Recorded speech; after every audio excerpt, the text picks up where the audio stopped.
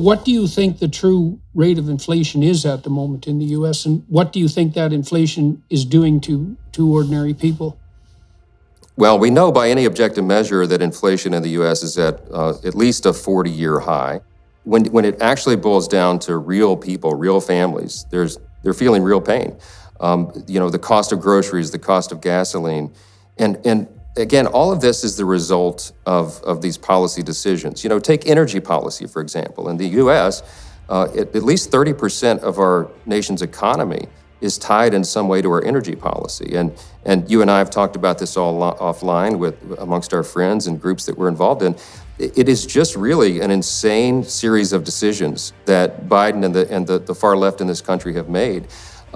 We're energy, not just energy independent, but energy dominant when President Trump left the White House, because we pushed those policies. And instinctively, almost reflexively, Joe Biden took office, and within the first few days, quite literally, through executive orders, he reversed the policies that had given us those great gains and achievements. And so because of that, we've reaped what that has sown.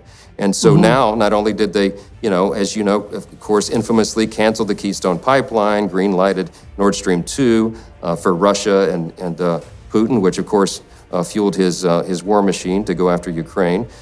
He put a moratorium on federal production and exploration of federal lands here in the U.S., offshore as well, which has been a disaster for my state of Louisiana, a big energy state. Effectively turned off the spigots. But in order to meet our demand, we then had to go hat in hand to OPEC. We had to go beg, Saudi Arabia. We had to go and beg these other nations to help us supply our need. It's just unconscionable. And of course, the energy that's produced in those other countries is not anywhere near as clean and efficient as that which is produced here because of the way they do it. So, ironically, they did more damage to the climate. What do you think the justification is for that? I mean, to cut off production but not cut off demand seems like a pretty counterproductive way, both to deal with the economy and with the environment, assuming that you buy the story that fossil fuel use per se is driving the crisis that we should all be attending to, which isn't something that I'm really on board with in any way at all.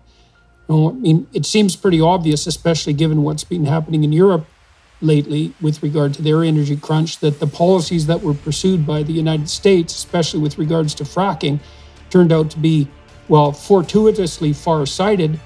It made the United States energy independent, as you said, but while actually able to export, while simultaneously cutting carbon output, which is important to those people to whom it's important, but it's at least notable on every front. America was looking pretty good on the energy front, especially in contrast to Europe. And so what do you think the rationale is for simultaneously cutting production and making it extraordinarily difficult to provide abundant energy, while also pursuing a policy of going around the globe and asking for excess energy resources from producers who are not necessarily reliable, let's say like Venezuela, or desirable, and also who don't abide by the same standards of environmental purity that govern the situation in the United States? I don't understand how that policy can be constructed and pursued. What's the rationale for it? Is it that, we had a deputy prime minister in Canada who said famously something like, well, it's good that energy prices are much higher because when Canadians pay more at the pump, they're all reminded constantly of just how severe the environmental crisis is, and which I think is an utterly appalling way to behave. And I also think it's counterproductive on the environmental front because making people poor does not make the planet healthier. There's no evidence for that. So what do you think? Why do you think the Democrats pursued this policy? This is an excellent question, Jordan, and I agree with you 100% on your position on this. And as we've discussed in the past, it's difficult to provide a rational explanation for it because there really is none. I don't think they apply rational thought to these decisions at all. To me, the best way I can explain it, and I get asked this same question all the time, certainly when I'm around in my district, the 4th Congressional District in Louisiana, go to town halls. We have lots of big open public events where everyone is welcomed and take questions from the audience. And this is always one of the most common questions. And my explanation, the answer that I've come up with is the best way I know to explain it, and that is that this is not a rational decision on the part of these folks.